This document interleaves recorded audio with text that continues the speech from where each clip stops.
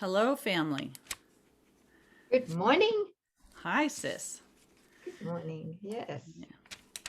Something different about you? No, No?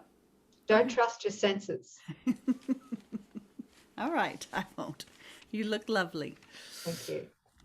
We're on lesson 345, but before we do, sis and I were discussing that lesson 344 would have been properly supported had we mentioned a particular blog that we thought coupled it like a fine wine with the right meal.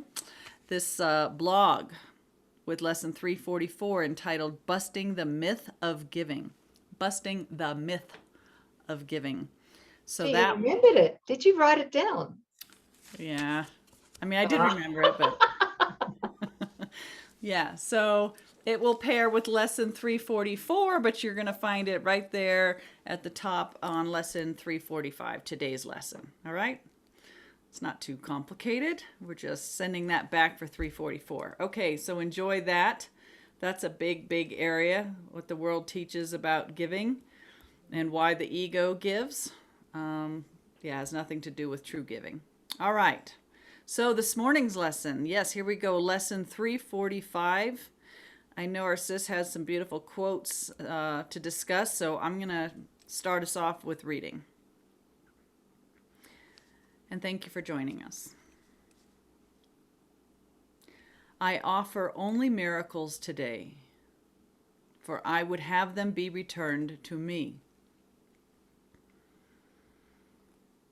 I offer only miracles today, for I would have them be returned to me. Father, a miracle reflects your gifts to me, your Son. And every one I give returns to me, reminding me the law of love is universal. Even here it takes a form which can be recognized and seen to work. Good The, point. mir- Sorry. Come on.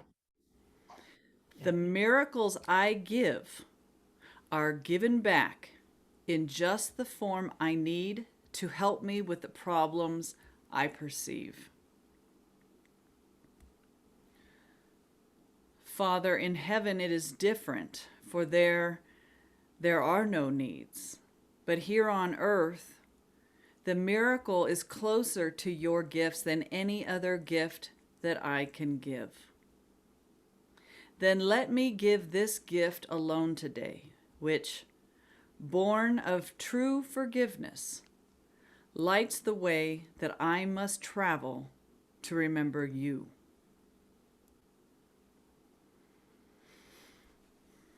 Peace to all seeking hearts today. The light has come to offer miracles to bless the tired world. It will find rest today, for we will offer what we have received. I offer only miracles today, for I would have them be returned to me. Hmm. What were you going to say, sis? Yeah. There's a lot in this lesson. Well, there's a lot in every lesson, isn't there? Yeah. Um, Yeah. and really, two things here first. Nothing is real. And Sis and you and I talked about this yesterday. Nothing is real unless it's shared. That's right. Okay. All right. Unless it's shared. Mm-hmm. And so through the ego filter, we have no idea about true sharing. And because we don't really understand true sharing, we tend to resist miracles. Mm-hmm. Yeah. Yes. Okay. Without being conscious of what we're doing. Yeah. And so just again, I know everyone's heard this probably at least 50 to 100 times, but I think the most important thing here is how the law of love operates, right? The law of love. It only sees two expressions of love, right? Right. Regardless of what seems to occur, there are only two expressions of love. Mm-hmm. So one's clearly an expression of love Mm-hmm. that we recognize, Right. and that we feel gratitude for. Mm-hmm. Yeah, and is often the felt state of that love, of that gratitude. Remembering gratitude and love are one. Mm-hmm. Mm-hmm. And the second one is when someone else severely pisses us off. Well, it's just I I just didn't need to expect be, you to say that. like it's when somebody Yes. seems to attack us verbally, emotionally, Right. whatever it might be, Yeah. right? Yeah. And so we are triggered. We are triggered. And And yet, right, it's okay. only a call for love, right? That is a call for love. Right. The Okay. first is an expression of love, Yes. and the second one is a call for love. That's So all that's ever going on. that's all that's ever going on. Mm-hmm. Yeah. That's it. Mm-hmm. And I have to say from my own recent experience just this last week that I was triggered by some people. Mm-hmm. And it's interesting how the ego morphs as we advance in our trust. Yes. So the ego morphs from being outright ego unconsciousness to being a more refined ego that I call spiritual ego. So more subtle, yeah? Not so obvious. Mm-hmm. Not so obvious, but still smacks of ego Mm-hmm. because it still is justified in its own judgment of Yeah. others. Right? Nothing like the ego using scripture or spiritual principles to hide behind, right? Yeah, that's a razor's edge. That's it. That's it. So what was happening for me was that I could see very clearly the spiritual ego in others. Mm-hmm. And there was judgment. A little bit.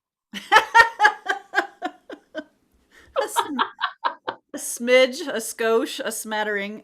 Well, okay, let's just put it this way. I was quite shocked. Okay. All right. Yeah, shock is a So judgment. shock is judgment. Yes. Judgment is shock. Yes. Right? Mm-hmm. So obviously there was judgment there, and I didn't know what to do. I was like, oh my God. I'm just speaking from where I'm at here. Sure. Is that I could definitely see some issues that were not being dealt with these other people. And I didn't really know how to handle it. And it was a little bit later, Mm-hmm. Mm-hmm. quite a lot later, that I realized, holy shit, Uh-huh. they're expressing a call for love. Yes. Was I answering that call for love? Not while there's judgment. No. So judgment prevents us from recognizing it as a call for love. If that's all that Holy Spirit's seeing, right? And if we're not seeing it as a call for love, it's because we, the mind, right? Mythical me mind, has looked out and used its past learning and what it thinks it knows and has judged it. And judging it is the way that it protects its autonomy. Instead of opening up and recognizing a call for love and then letting that love come forth in answer to that call for love, where you would be blessed and they would be blessed, right? Yeah, that judgment prevents the miracle from occurring. It does, sis. And just going back to my recent experience, thank God I went from vertical to horizontal. Yeah. And I was Horizontal to able vertical. to, sorry, horizontal to vertical. Yes. Is that right? Did I say? Yes.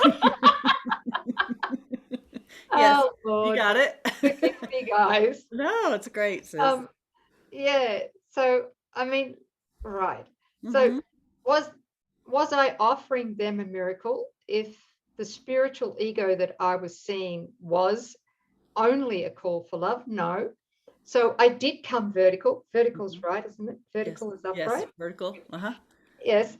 And so then I was able to do my own forgiveness, Mm-hmm. always forgiving myself Yes. for having seen what is not there. Right. Okay.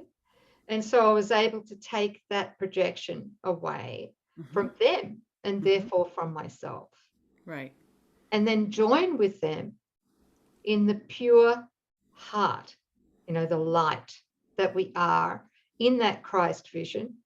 And realize too that there's no way in the world that I could experience that, the joy of that forgiveness, without us, all of us, being blessed by that joy, because we share one mind. That's it. It's not, otherwise I've got a private mind Mm-hmm. that sees error in somebody else. Mm-hmm. And I'm only seeing my own error. Right. Yeah, and there's no sharing. There's nothing real going on. One privatized mind insisting that it knows something and judging and keeping them as a privatized separate mind. So coming back to this, the lesson, right? The law of love is God's law, which says there is one creation and it's all inclusive. Mm-hmm. So that's love. Mm-hmm. And it's felt and experienced by all of creation. When there's a wish for separation, which only goes on in that sleeping mind, right? Then there's that privatized mind, and it's where am I going with this?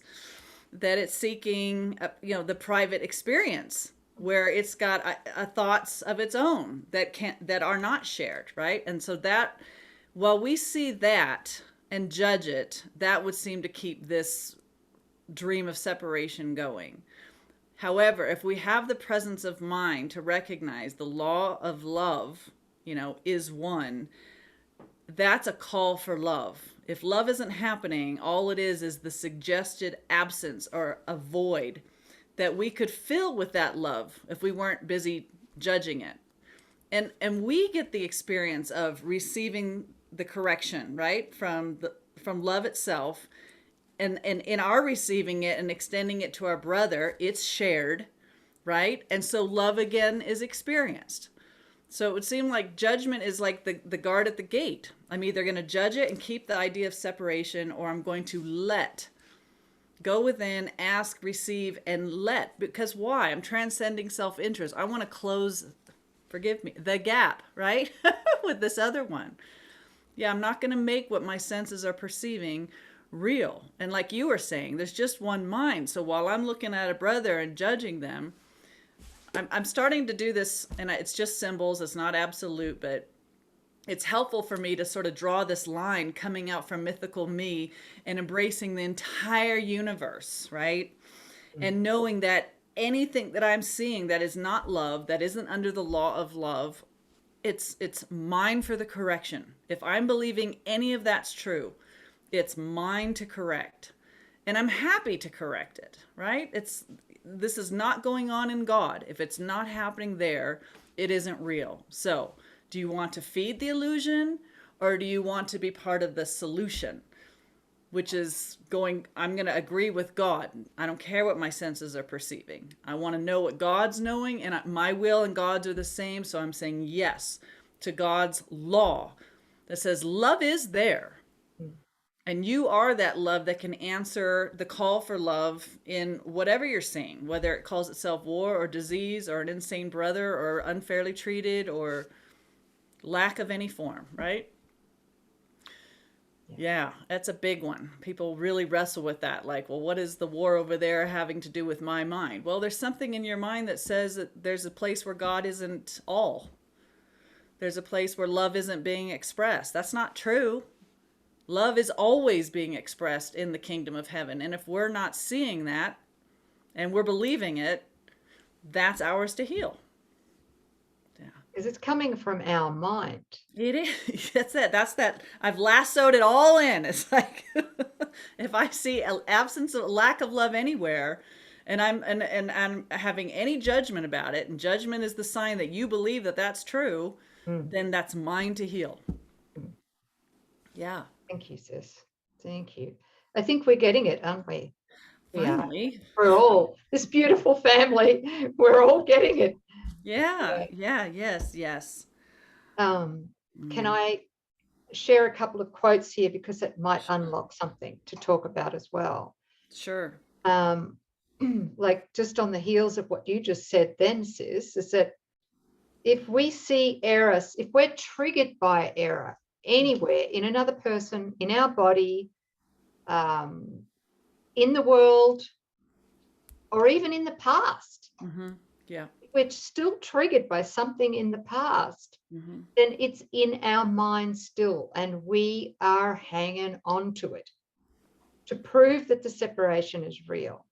That's why we need to accept atonement for ourselves. We need to accept the divine correction in our own mind for whatever we're triggered by. Yeah. So here's a quote. Oh, I forgot to write down where it comes from. Sorry, forgive me. It'll be in the show notes.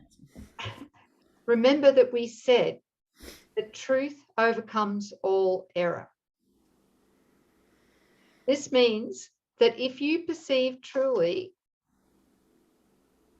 you are cancelling out misperceptions in yourself and others simultaneously. How profound is that?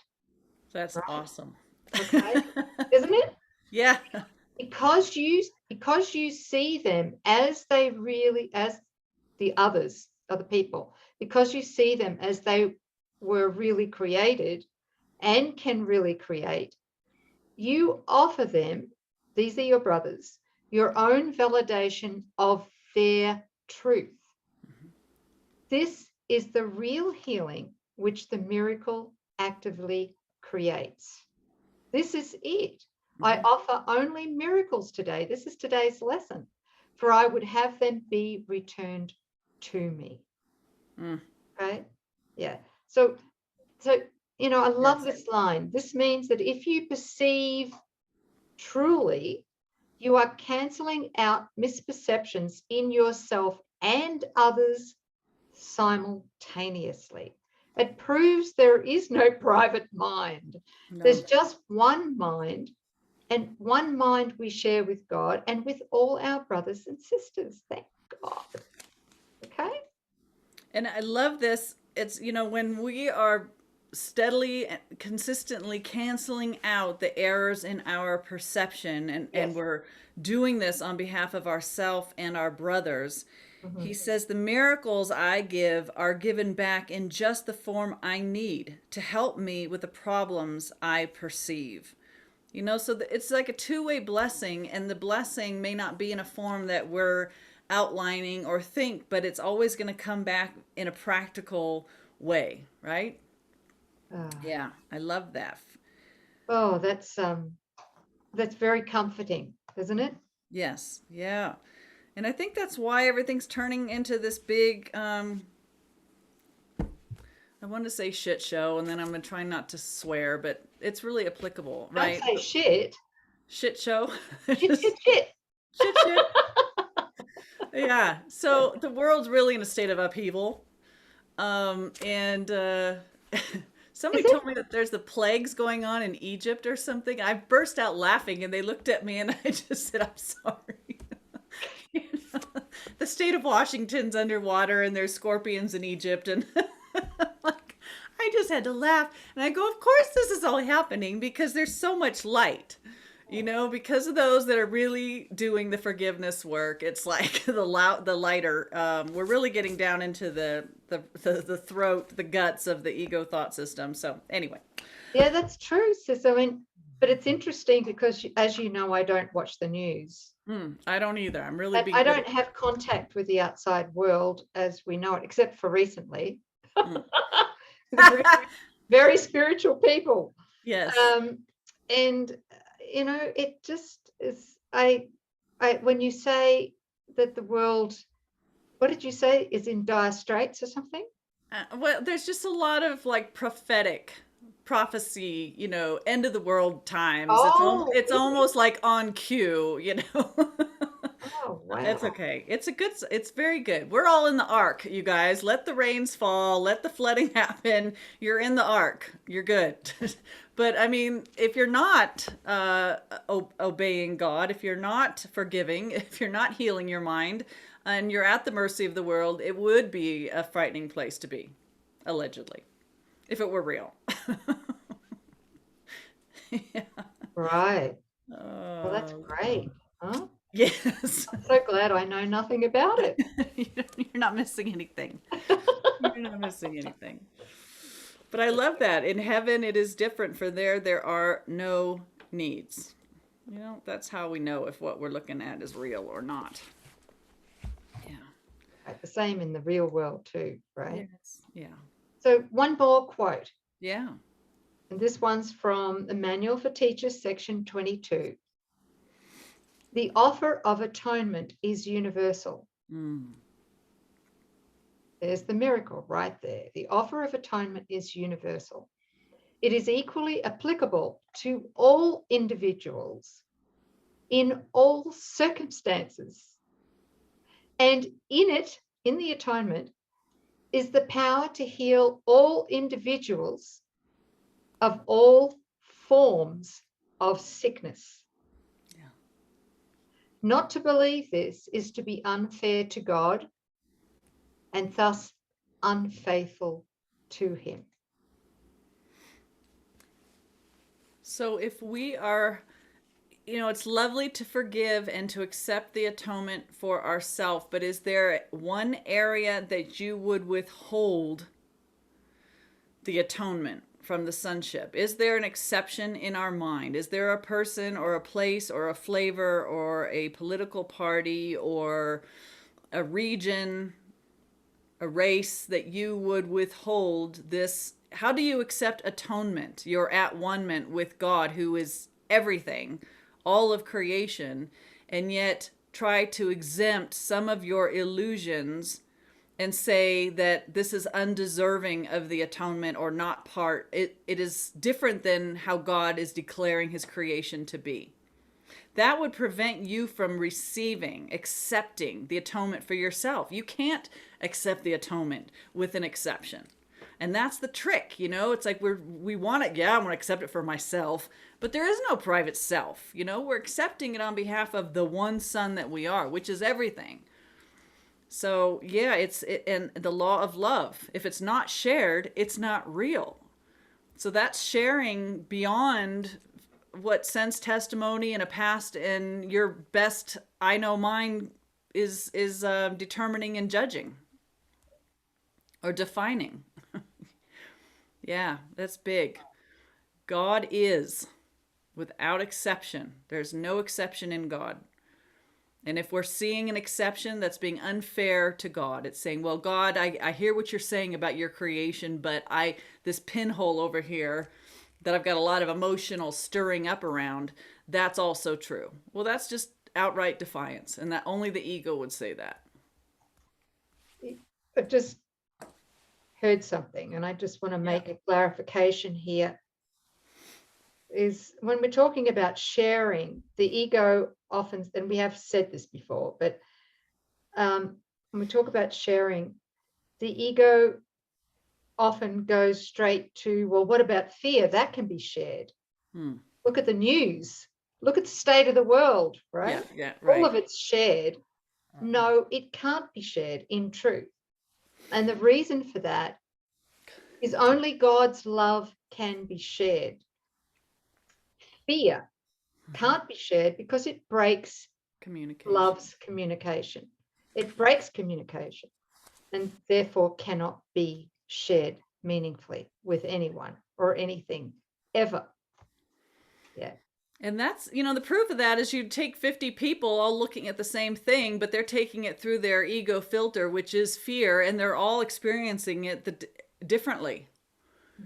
That's why we're all at seeming war, because we're all insisting on our own definitions of what everything means and what we want and our private interests and what would be best for us versus them, right? Nothing's being shared. Fear cannot be shared. It totally severs the mind. It closes the mind off, and all communication is of the mind. It has nothing to do with bodies. That's what holy relationship brings us, the gift of knowing that communication cannot be severed, whether there's a body present or not, or whether we have computers and telephones or not. Yeah. Because when you plug in the one mind, Sorry, sis, go ahead. Yeah, sis, thank you. Just what you were saying there feeds into the first law of chaos that Jesus speaks about. Yeah, right? the truth is different. Yeah, the truth is different for everyone. Everybody experiences the truth differently. What a crock of...